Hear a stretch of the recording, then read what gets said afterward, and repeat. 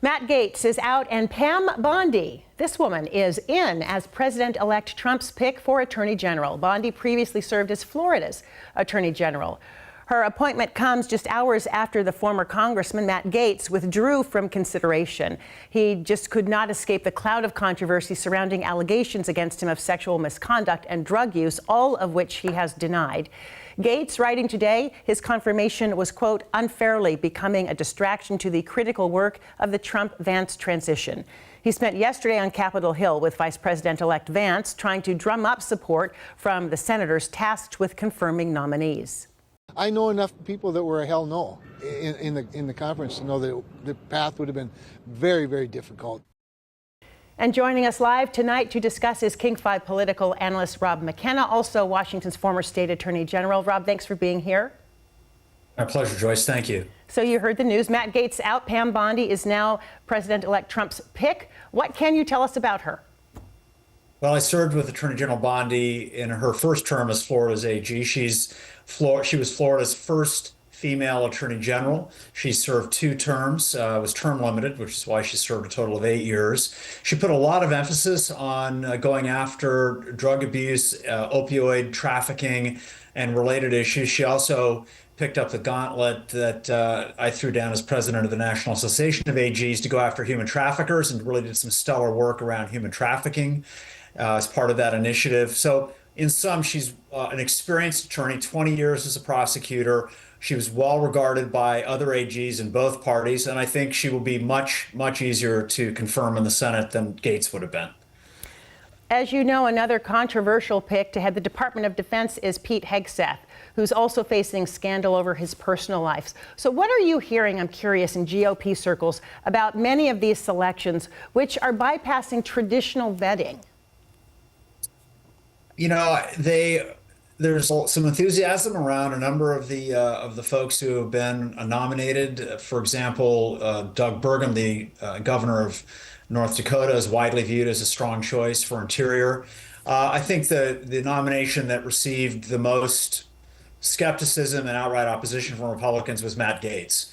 He's just not a good person, and he has a very slim legal resume. Practiced law for about 2 years, and I think people were stunned that he was even nominated. So the surprise isn't that he withdrew. The surprise is that he was nominated at all. I think there's a pretty strong consensus among most Republicans of Washington State about that.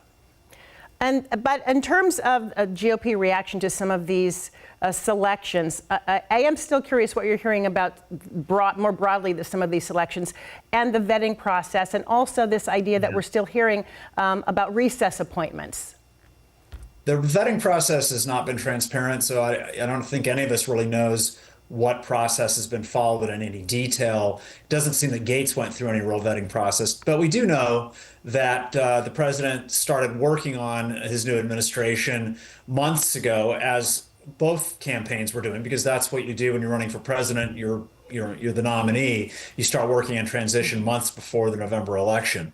But you know, picks like Matt Gaetz, Tulsi Gabbard have raised eyebrows. I think a lot of rank and file Republicans really don't know much about Gabbard. What they know about Pete Hegseth for defense, they know from watching him on Fox News, where he's probably made a good impression on a lot of folks.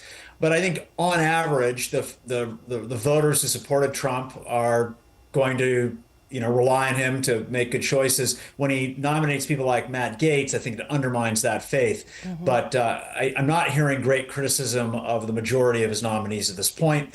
And I think Pam Bondi's nomination will be well received. I know a couple of other names, Dr. Oz, Robert F. Kennedy Jr., a couple of other names I think some people were surprised at, and yes. Whether or not there was vetting.